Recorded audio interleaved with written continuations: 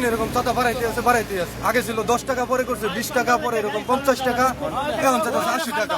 চাঁদাবাজির চেয়ে বড় সমস্যায় পড়ছে পুলিশের যে চাঁদাবাজি করতেছে। আমি এই মাত্র 1000 টাকা দিয়েছি পুলিশ ভাই, আমার কোনো মামলার অধ্যায় নাই, কোনো কিছু নাই। মানে ওরা ধরতেছে যেমনে পারে এমনি মনে করেন খাইতেছে, মামলা কোনো রিসিপ্ট দেয় না ভাই। বড় সমস্যা হলো আমাকে পুলিশ। আমি যেহেতু সবাই মাফ করে দিচ্ছি, আপনারা সবাই মাফ করে দিচ্ছি। এটার পরে নতুন করে যেন আর কোনো কিছু এখানে না হয়, ঠিক আছে? ইনশাআল্লাহ আল্লাহ আমাদেরকে শক্তি দিতে, সব দিতে, কিন্তু এগুলো মানুষের উপরে অন্যায় করার জন্য না, এগুলো গরিবের পাশে দাঁড়ানোর জন্য। আমরা জনগণের ভোট নিয়ে পাস করছি, এদেশের গরিব মানুষরা মাথা উঁচা করে বাঁচবে, এটাই আমাদের চাওয়া। এজন্য নতুন করে আমার দলের কেউ না, অন্য দলের কেউ না, কেউ কারো কোনো উস্কানিমূলক কিছু না কইরা ন্যায় এবং নীতিভাবে কিভাবে চলা যায়, সমাজ প্রতিষ্ঠিত করা যায়, সেটা নিয়ে সবাই কাজ করবেন, ঠিক আছে? ইনকলাব জিন্দাবাদ। জুলাই গণ অভ্যুত্থানের সাথে যারা জড়িত তাদের স্লোগান, শহীদ হাজির স্লোগান, জামাত ইসলামের স্লোগান, এবং আমরা যারা হ্যাঁ ভোট দিছি তাদের স্লোগান ইনকলাব জিন্দাবাদ। একদম ওয়েল এস্টাবলিশ করে দিল টুকু সাহেব, এই জন্য ধন্যবাদ জানাইতে চাই। হ্যাঁ, যেহেতু জুলাই গণ অভ্যুত্থান এবং গণভোট এই দুটির মাধ্যমেই তো এই বিএনপি সরকারের বৈধতা আসবে, তো এটা যখন বাতিল হয়ে যাবে তখন তো বিএনপি সরকারও বাতিল হয়ে যাবে, অবৈধ হয়ে যাবে। সুতরাং কেউ একজন যে কোনো মুহূর্তে এই সরকার যে অবৈধ এই মর্মে একটা রিট দায়ের করে ফেলতে পারে। এটা কিন্তু অসম্ভবের কিছুই নয়। যদি তারা এই রিট দায়ের করে ফেলে যে এই সরকার অবৈধ, যেহেতু সংবিধানের ভিতরে তারা থাকতে চাচ্ছে, তো সংবিধান অনুযায়ী তো 2029 সালে নির্বাচন হওয়ার কথা, সংবিধানে 2026 সালে নির্বাচন হবে এরকম কোনো কথা নেই। নতুন একটি নিউজে আপনাকে স্বাগতম।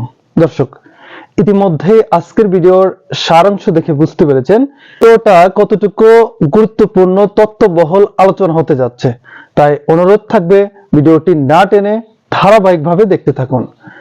আর ইতিমধ্যেই যারা আমাদের চ্যানেলটি সাবস্ক্রাইব করছেন তাদেরকে অসংখ্য ধন্যবাদ।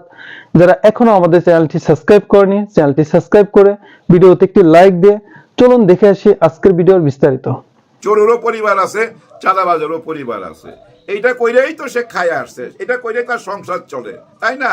ও কেন দল করতে যাবে? দলটা করে এই জন্যই যে দল তাকে সাপোর্ট দিবে, সে চাঁদাবাজি কইরা খাবে। দল তো আর বেতন দেয় না, তাই না? সে তার নিজের ব্যবস্থা কইরা নিছে, ওইভাবেই তার রিজিক সে মনে করতেছে। এখন এটা কেমনে থামাবেন? এটা কি থামানো যাবে? সামনে ঈদ না, ঈদ পর্যন্ত চলুক, তারপরে থামামু, এরকম কোনো ব্যাপার না। এরকম কোনো ব্যাপার হইলে আর জীবনও থামবে না। থামাইতে চাইলে এখনই থামাইতে হবে, না হলে আর কোনোদিনই থামাইতে পারবেন না। আপনারা এটা লেখা রাখতে পারেন সাদা কাগজে, যদি এই ঈদের আগে না থামাইতে পারে আর কোনোদিনই পারবে না। কারণ কি জানেন? ক্রাইম হচ্ছে ওয়ান ওয়ে রোড। এই রোডে যদি একবার ঢুকেন ইউটার্ন নিয়ে আসতে পারবেন না, কারণ পিছনে পুলিশ আর সামনে জেলখানা। হ্যাঁ, ক্রাইমের রাস্তা ওই একটাই, পিছনে পুলিশ, সামনে জেলখানা। তার মানে মাঝখানে যতটুকু সময় কাটানো যায়, ভালো থাকতে চায়, ওকে চাঁদা দিতেই হবে, না দিলেও দিবে হান্দায়া। দিছে না মোহাম্মদপুরে? বাংলাদেশের সব জায়গার চেহারা দেখেন, কেউ থামাইতে পারবেন না। ঈদের বোনাস সহকারে দিতে হইব তো। আগে যদি দিতেন 500 টাকা, এখন দিতে হবে 1000 টাকা। যেভাবে দেখলাম ভাই, হ্যাঁ ভাই, কারেন্টের শর্ট দিয়ে দিতেছে, দে চাঁদা দে, চাঁদা দিবি না, এনে ফাটকেরা মাইরা দিল কারেন্টের শর্ট। আরে ভাই, সিনেমার মধ্যেই তো এগুলো চিন্তা করতে পারি না, বাস্তবে যেগুলো দেখতেছি এটা এখন এই মুহূর্তে থামানো সম্ভব না। এর মধ্যে শুনতেছি বেড়াকে ফিরে যাবে আমাদের আর্মি ভাইরা চলে গেলে তো ভাই আরো খারাপ অবস্থা হবে। আমি মনে করি আরো কিছুদিন থাকেন, হ্যাঁ ঈদটা পর্যন্ত থাকেন, নাহলে আরো খারাপ অবস্থা হয়ে যাবে। আচ্ছা ধরেন জামাত ইসলাম ক্ষমতা আসছে, আর জামাত ইসলাম আসার পর এইভাবে চাঁদাবাজি হইতাছে। কিছুক্ষণ আগে দেখলাম এই যে ব্রাহ্মণবাড়িয়ার দিকে বালু কাটতেছে, বালু কাইটা নিয়ে চলে যাইতেছে, মানুষের খ্যাট ট্যাট ভাঙ্গা পড়তেছে, জনগণ রাস্তায় নামছে, তাদের উপরে গুলি চলতেছে। আরো অনেক রকম ঘটনা চারিদিকে ঘটতেছে। একটা ঘটনা দেখলাম, এক পুলিশকে যা ইচ্ছা তাই, মানে ওসিকে মা বন্তুরা গালাগালি, হুমকি, আমারে ট্যাক্স দিয়া এখানে থাকতে হইব। তারপরে 3 গাড়ি পুলিশ পাঠায়া নিয়ে গেছে। যাই হোক, যা ব্যবস্থা করার করবে ভাই। হ্যাঁ ভাই, এগুলো আর ছাড়া যাবে না। যাই হোক, যেটা বলতেছি সেটা বলি, যদি জামাত ইসলাম ক্ষমতায় থাকতো আর এই ধরনের ঘটনা ঘটতো, তাহলে আমাদের এই মিডিয়া আয় হায় ডেইলি 4টা করে পত্রিকা বাইর করতো, তো ঝাঁপায় পড়তো, সকাল বিকাল ঘন্টায় ঘন্টায় নিউজ হয়তো, তখন 10 মিনিট পর পর নিউজ দিত, কারণ জামাত ইসলাম পচাইতে হবে। আর এই চাঁদাবাজিকে কি নাম দিত? জঙ্গি বাহিনীরা টাকা পয়সা মানুষের লুট করতেছে। চাঁদাবাজ বলতো না, জঙ্গি বাহিনী মানুষের টাকা পয়সা নিয়ে চলে যাইতেছে, এরকম বদনাম দিত ভাই, পচাই দিত। এই সরকারও তো দিতে পারতেছে না, যে কয়দিন গেল, 1 সপ্তাহ তো গেছে, এখনো তো দিতে পারতেছে না, বরং আরো বাড়তেছে। দেখেন আপনারা ফেসবুকে খুঁজা, খালি বাড়তেছে আর বাড়তেছে, অরাজকতা। উপায় কি? হ্যাঁ, উপায় তো নাই, কারণ লিডার তো বলে সবাইকে থামতে, ভালো পথে চলতে, কেউ তো কোনো কথা শুনতেছে না। অভাব, হ্যাঁ ভাই, অভাবে স্বভাব নষ্ট হয় না। সামনে ঈদ, কি করবে, পেটের মধ্যে টান, বাল বাচ্চা আছে, তাদেরও তো টাকা লাগবে, কে দিবে তাদেরকে টাকা? এখন যদি আপনারা চাঁদাবাজি বন্ধ করে দেন, তাই তো দলই থাকে না ভাই। হ্যাঁ, এরাই তো দলের মধ্যে কর্মী নিয়ে আসে, মিছিলের মধ্যে সামনে থাকে, এরাই তো পুলিশের মাইর খায়, আবার পুলিশটা ঢিলও মারে, এরাই, এদেরকে রাখতে হয়। এখন এদের একটা ব্যবস্থা না করে হঠাৎ করে চাঁদাবাজি বন্ধ করে দিলে ভাই, এরা ফ্রাস্ট্রেশনে না আরো নিশাকর হয়ে যেতে পারে, হ্যাঁ, আরো খারাপ পথে চলে যেতে পারে। হয়তো দেখা গেল যে রাত্রেবেলা ডাকাতি করতেছে। আমার যেটা মনে হয়, একটা কাজ করা উচিত। যুগান্তর পত্রিকায় দেখলাম 3000 স্পট আছে বাংলাদেশে, চাঁদাবাজি স্পট 3000।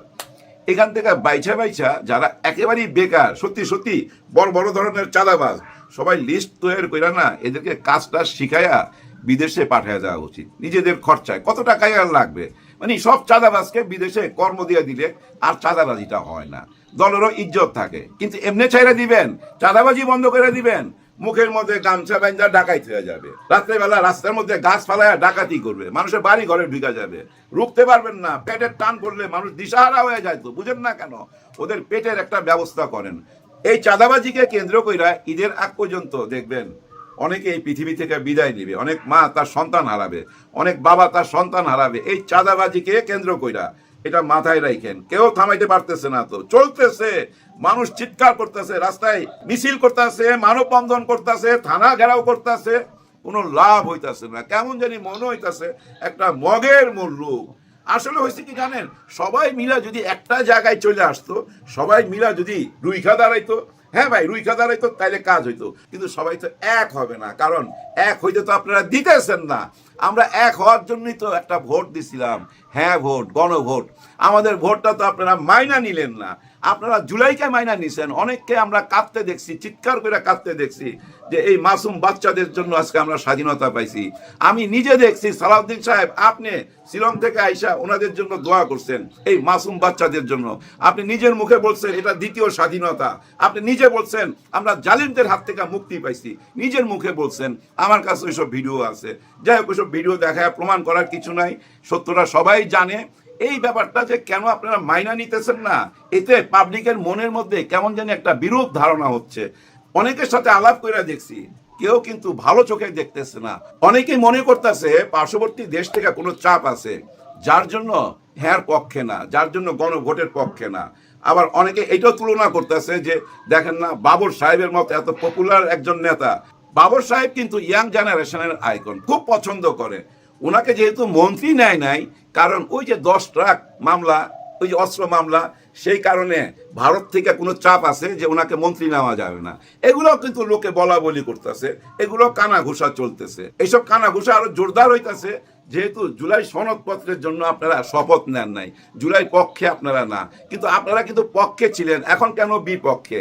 কার চাপে? অনেকেই মনে করতেছে প্রধানমন্ত্রী তারেক রহমান আসলে সঠিক সিদ্ধান্তটা নিতে পারতেছে না, কারণ ওনার অ্যাডভাইজারদের কারণে। যে উপদেষ্টাদের অনুমতি নিয়েই উনি লন্ডন থেকে বাংলাদেশে আসছে, তাদের অনুমতি নিয়েই উনি এই শপথ গ্রহণ করবে। যে উপদেষ্টাদের অনুমতি নিয়ে উনি লন্ডন থেকে বাংলাদেশে আসছে, নিশ্চয়ই তারা এখনো গ্রিন সিগন্যাল দেয় নাই।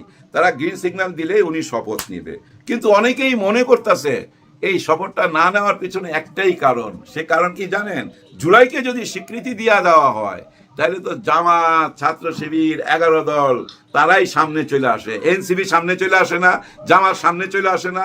কারণ মির্জা ফখরুল সাহেব আরো অনেকে বলছে না যে এই আন্দোলনের সাথে আমরা নাই। কোন আন্দোলন?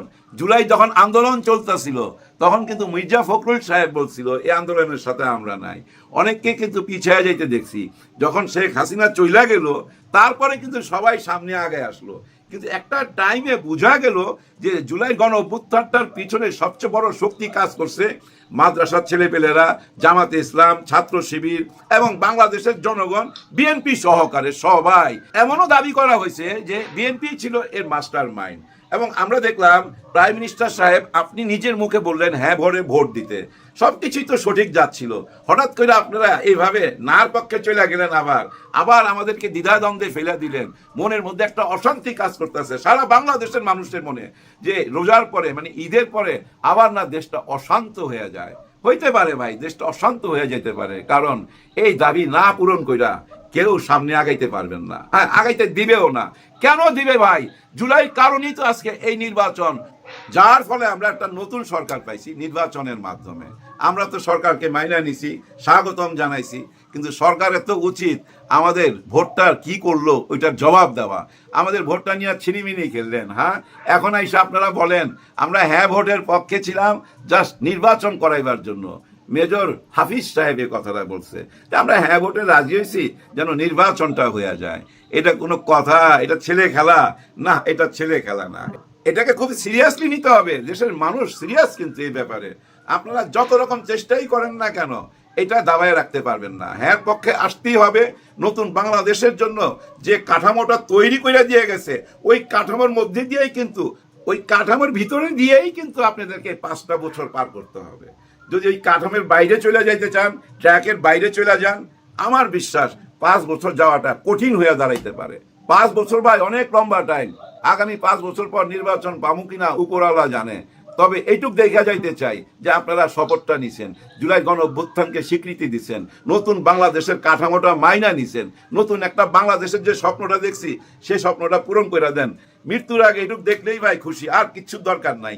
সবাই জন্য সবাই দোয়া করবেন। আল্লাহ হাফেজ।